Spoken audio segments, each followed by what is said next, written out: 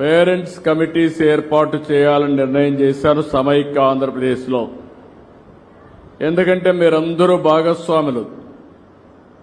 ఇది ఈరోజు స్కూల్కి వచ్చాం. ఈ స్కూల్లో చూస్తే దీన్ని మామూలు స్కూల్గా చూడడం కరెక్ట్ కాదు.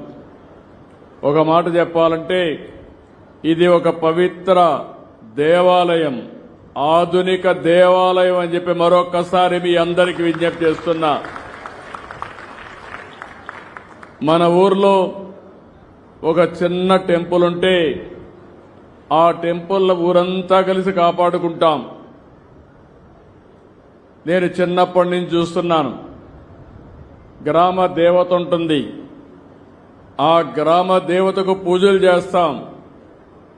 పూజలు చేసి భక్తి భావంతో మనమందరం కూడా కాపాడుకుంటూ ముందుకు పోయి గ్రామాన్ని